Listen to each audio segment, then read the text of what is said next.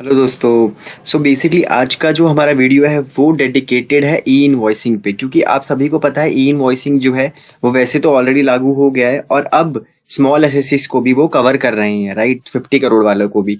और ऐसा है कि आने वाले समय में ऐसा भी हो सकता है कि वो और इसकी टर्नओवर लिमिट कम कर दे government. So now the agenda of this basically video to discuss about certain issues which you can face while generating e-invoicing for export transaction or while determining whether you need to generate e-invoicing or not, right? So I have covered 4 transactions जिसमें कि basically हमें ये पता ही नहीं है कि हमें e-invoicing generate करना भी है कि नहीं करना। तो हम उसकी बात करेंगे, एनालाइज करेंगे, इंटरप्रेट करेंगे और अपना एक ओपिनियन भी फ्रेम करेंगे, राइट? और तो आइए दोस्तों शुरू करते हैं। ई इनवॉइसिंग फॉर एक्सपोर्ट ट्रांजेक्शन, अगर आपको बेटर क्लियरिटी लेनी थी ई इनवॉइसिंग है क्या, कब अप्लाई है, सारी चीजें ई इनवॉइसिंग के बारे में जाननी है, तो मेरी उसके लिए एक सेपरेट वीडियो अवेलेबल है, उसको देख सकते हैं। उससे आपका कॉन्सेप्चुअल क्लियरिटी हो जाएगी कि क्या है ई इनवॉइसिंग, कब चाहिए, एप्लीकेबिलिटी क्या है, कब नहीं चाहिए, कैसे जनरेट होगा, सब चीज बहुत सिंपल लैंग्वेज में आपको क्लियर हो जाएगी, राइट? अभी इस वीडियो में सिर्फ और सिर्फ हम एक्सपोर्ट स्पेसिफिक 4 ट्रांजेक्शन की बात करेंगे, right? If you have any comment, you can comment and discuss with me on the comment section, right?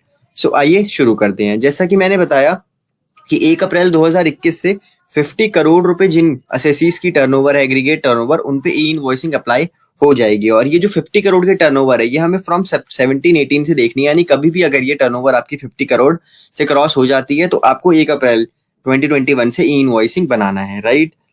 सो अब हम हमारी जो करंट ट्रांजेक्शन ई इनवॉइसिंग में कवर है वो है सप्लाई टू रजिस्टर्ड पर्सन, जिसको हम B2B सेल्स भी कहते हैं। तो अगर आप B2B सेल करते हैं तो उसका आपको ई इनवॉइस जनरेट करना है। सप्लाई टू SEZ यूनिट्स का भी आपको ई इनवॉइस जनरेट करना है। अगर आप एक्सपोर्ट्स करते हैं तो भी आपको ई इनवॉइस जनरेट करना है, और अगर आप डीम्ड एक्सपोर्ट करते हैं तब भी आपको ई इनवॉइस जनरेट करना है। ये तो हम सबको पता ही है। तो नया क्या है? नया है इसमें से एक्सपोर्ट वाला लिम जो है उसको मैंने और फर्दर डीपली एनालाइज किया, और ये जो स्लाइड है ये आज की पूरी पीपीटी और पूरी वीडियो का एजेंडा सेट करती है। तो क्वेश्चन ये है कि whether e invoicing is required if goods send out of India as a sample. आपने सैंपल भेजा है आउट ऑफ इंडिया, सेल नहीं करी, सिर्फ सैंपल भेजा है, या फिर आपने गुड्स भेजे हैं for exhibition purpose out of India, right? Third, आपने गुड्स भेजे हैं out of India for job work purpose, या फिर आपने गुड्स भेजे हैं as a kind of a purchase return, right?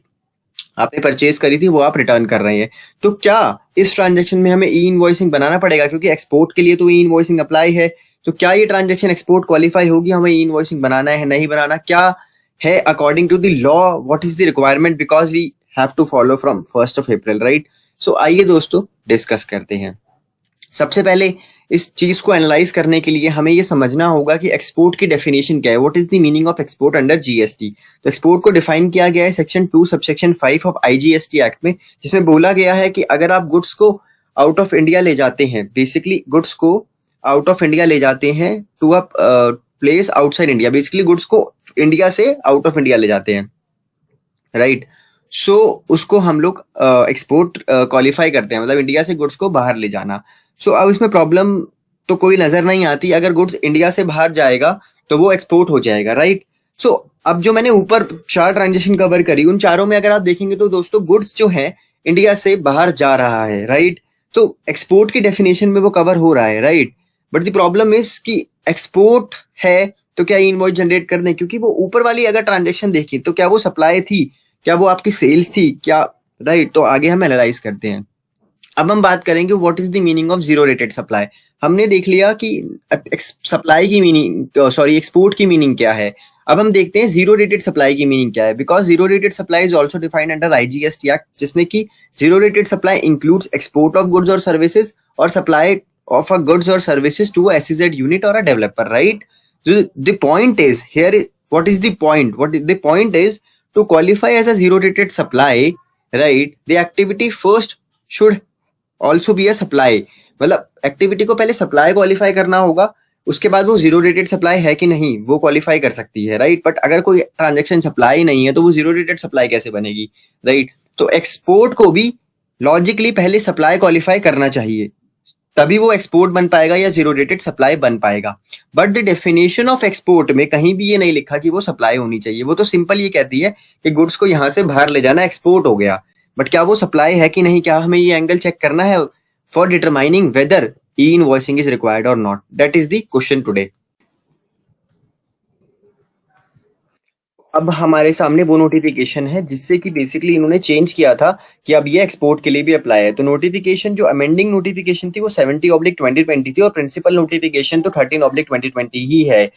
सो उसके अंदर 70/2020 में इन्होंने क्या लाया था, एक उसको चेंज करके ना और फॉर एक्सपोर्ट वर्ड जोड़ दिया था। अगर आप सेकंड एक्सप्लेनेशन में नीचे पढ़ेंगे ना, अगर आप प्रिंसिपल नोटिफिकेशन देखेंगे 13/2020 तो उसमें लिखा हुआ है कि ई इनवॉइसिंग चाहिए सप्लाई ऑफ गुड्स और सर्विसेज और both to a registered person. ठीक है, वहां ये खत्म हो जाती थी प्रिंसिपल 13/2020। 70 में उन्होंने क्या किया, सप्लाई ऑफ गुड्स और सर्विसेज और both to a registered person और फॉर एक्सपोर्ट कर दिया, और फॉर एक्सपोर्ट कर दिया। ठीक है, वहां कोई सप्लाई वर्ड वहां पे ऐड नहीं, और फॉर एक्सपोर्ट। तो उन्होंने क्या किया, एक्सपोर्ट यहाँ पे कवर तो कर लिया, बट जो प्रॉब्लम केस उन्होंने केवल एक्सपोर्ट वर्ड कवर किया। तो अब एक्सपोर्ट को हम लोग सप्लाई से लिंक करें ना करें, कैसे देखें उस वर्ड को, क्योंकि एक्सपोर्ट का मीनिंग तो खाली यहां से गुड्स को बाहर ले जाना है। ठीक है, तो ये प्रॉब्लम की जड़ है बेसिकली नोटिफिकेशन, राइट। अब हम आते हैं हमारी नेचर ऑफ ट्रांजैक्शन जो हमने अभी ऊपर डिस्कस की थी उसके बारे में। ठीक है, और एनालाइज करते हैं ईच सिनेरियो कि क्या होना चाहिए।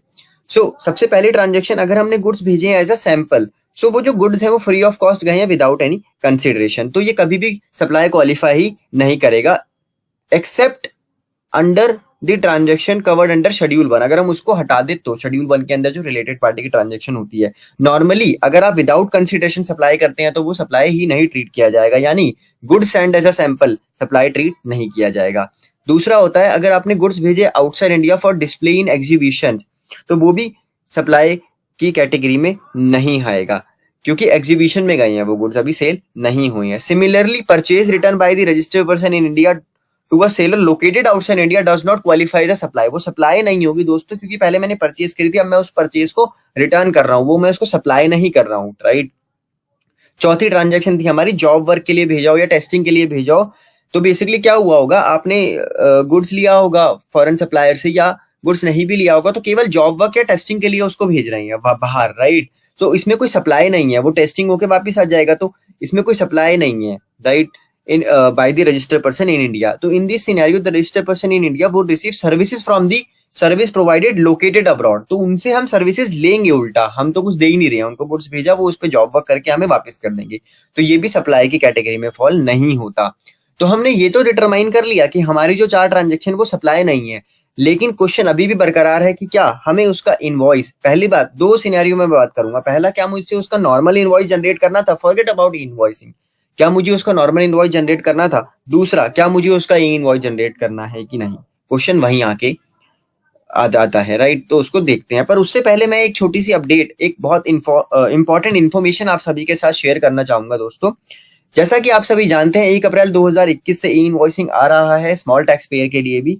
तो ई इनवॉइसिंग जनरेट कैसे करेंगे आप इस चीज को लेकर काफी परेशान होंगे कि कैसे आप ई इनवॉइसिंग को जनरेट करेंगे, कैसे आप प्रिपेयर करेंगे, और कैसे आप इतने ह्यूज कंप्लायंसेस को फॉलो कर पाएंगे, और कोई गलती हो गई तो फिर उसका पेनल्टी भी बहुत हैवी है और वो इनवॉइस ही इनवैलिड करार कर दिया जाएगा। तो उसके लिए मैं आपको एक सजेस्ट करूंगा कि क्लियर टैक्स जो कंपनी है, जो फर्म है क्लियर टैक्स, उनके पास ई इनवॉइसिंग का सॉफ्टवेयर है जो कि बहुत ही बेस्ट है मार्केट में। और इस ई इनवॉइसिंग के सॉफ्टवेयर की खास बात ये है कि ये काफी यूजर फ्रेंडली है, बहुत ही बेस्ट क्वालिटी का है और अडेप्टेबल है, बेसिकली फ्लेक्सिबल है। जैसे अगर आप टेली यूज करते हैं तो उसमें ये लोग अपना सॉफ्टवेयर इनकॉर्पोरेट कर देंगे, तो उसके थ्रू आप ई इनवॉइसिंग जनरेट कर सकते हैं। अगर आप बिजी यूज करते हैं तो उसमें भी हो जाता है, या फिर अगर आप अपने सॉफ्टवेयर से लिंक नहीं कराना चाहते, आप इनके पोर्टल पे जाके इनके ही सॉफ्टवेयर को यूज करते हुए जनरेट करना चाहते हैं इनवॉइस, तब भी पॉसिबल है, तब भी ये लोग कर सकते हैं क्लियर टैक्स वाले। या फिर अगर आप चाहते हैं कि नहीं यार, क्लियर टैक्स लेने से पहले मैं समझना चाहता हूँ कि कैसे ही मेरा इनवॉइस जनरेट होगा, कैसे डेटा फ्लो होगा, कितनी देर में मुझे मिलेगा, क्या क्या मुझे फीचर्स दिए जाएंगे, तो उसके लिए आप या तो डेमो रिक्वेस्ट कर सकते हैं क्लियर टैक्स से, वो आपको कॉल पे प्रॉपर समझाएंगे डेमो और देंगे। अगर आपको सूटेबल लगता है तो आप आगे जा सकते हैं, या फिर आप क्या कर सकते हैं, खुद उनकी साइट पे जाके फ्री डेमो अवेलेबल है, तो वहां पे जाके भी आप बेसिकली ट्राई कर सकते हैं और देख सकते हैं, वीडियोस भी अवेलेबल है इनकी यूट्यूब पे। तो I think you should see how they basically provide you the services of generating the E invoicing. तो आई थिंक ये बहुत ही सही सॉफ्टवेयर है, और अगर आप देखना चाहते हैं इसको, या आपने रेफर करना चाहते हैं क्लाइंट्स को इस सॉफ्टवेयर को, या फिर खुद यूज करना चाहते हैं, तो जितने जो लिंक है वो डिस्क्रिप्शन बॉक्स में है, सो दैट आपको इधर उधर भागने की जरूरत ना हो, सीधा आप उस लिंक पे क्लिक करके सारी इन्फॉर्मेशन पा सकते हैं और वहीं से परचेज भी कर सकते हैं दोस्तों। तो आई थिंक ये यूजफुल इन्फॉर्मेशन थी आप सभी के लिए, सिंस ई इनवॉइसिंग आ रहा है। तो फिर से अगर हम अपने टॉपिक पे वापस आए कि हमारी जो 3 ट्रांजेक्शन थी उसका क्या होगा, तो सबसे पहले मैं बात कर रहा हूँ कि टैक्स इनवॉइस आपको जरूरत है उन 3 ट्रांजेक्शन के लिए, 4 ट्रांजेक्शन के लिए जो हमने डिस्कस किया। तो basically because all the mention transaction do not qualify the supply, so they do not required to generate or issue a tax invoice by the registered person, since these transactions are not qualified as a supply, यानी कि आपको tax invoice तो generate नहीं करना है उनका, ठीक है। लेकिन क्या इसका मतलब मुझे ई इनवॉइसिंग नहीं बनाना है, क्योंकि ई इनवॉइसिंग में तो एक्सपोर्ट कवर है और एक्सपोर्ट का मीनिंग होता है यहाँ से कुछ भी चीज बाहर ले जाना, तो इनडायरेक्टली तो उसको कवर कर लिया उन लोगों ने, तो राइट। बट लॉजिकली देखें तो क्योंकि उसका टैक्स इनवॉइस ही नहीं बनाना, तो there might not be need to generate IRN for the transaction, because merely goods बाहर जा रही हैं। इसका मतलब ये नहीं कि आपको टैक्स इनवॉइस जनरेट करना पड़े या उसका आयरन बनाना पड़े।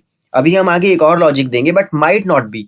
आई want to clarify here that these all are my personal basically opinions or interpretation of the law, so it may differ, मतलब you can share your opinion in the comment box also, right? Your opinions are always welcome, but the point here is we are discussing the applicability. So अब final question है कि whether to generate e invoicing और नॉट। So अगर हम बात करें तो जीएसटी काउंसिल मीटिंग में भी जब ई इनवॉइसिंग का एजेंडा लाया गया था, तो वन ऑफ द ऑब्जेक्टिव जो ई इनवॉइसिंग को लाने का था वो ये था कि द कर्ब द फ्रॉडलेंट एक्सपोर्ट जो हो रहे हैं उसको खत्म करना था, राइट। और फ्रॉडलेंट जो आईटीसी फ्रॉड आईटीसी जनरेट हुए या फेक इनवॉइस की समस्याएं हैं ये खत्म करनी थी। और इनपुट टैक्स क्रेडिट के जो रिफंड लिए जा रहे थे, अगर मैं बात करूं एक्सपोर्ट के लिए, तो वो रिफंड की भी बेसिकली लीगल वे में आ सके। अब देखा जाए जो हमने ऊपर ट्रांजेक्शन क्वालिफाई करवाई है वो तो अपने आप में सप्लाई नहीं है, या फिर अपने आप में वो जीरो रेटेड सप्लाई भी नहीं मानी जाएगी। और जब वो जीरो रेटेड सप्लाई नहीं है तो बेसिकली हम तो कभी भी उसका रिफंड लेने जाएंगे ही नहीं गवर्नमेंट के पास, राइट। सो क्योंकि हम रिफंड लेने नहीं जाएंगे, तो अगर आप बेसिक एजेंडा देखें तो registered person should not cast with an obligation to generate the iron और comply with the invoicing system for the above for any of the mention transaction. उस पर नहीं होना चाहिए ideally, logically, practically. But it is suggested and की notification या कोई भी सुटेबल अमेंडमेंट या कोई प्रेस रिलीज या ट्वीट ही कर दें एटलीस्ट, तो government should clarify these scenario so that confusion ना रहे टैक्स पेयर के बीच में, right. So I think this should be clarify because it is a matter of interpretation of the law, right. So there is no hard and fast rule for this. Okay, hope you will get a clarity. And last, if you want to connect with me, if you want to ask me any query, you can connect me over my social media link like LinkedIn, Instagram, Facebook, and you can also mail me. My mail ID is mentioned. I'll definitely give this information in the description box also, so we can discuss if you have any query, right? So please subscribe my channel so that you can get all the updated videos, right? Okay, bye.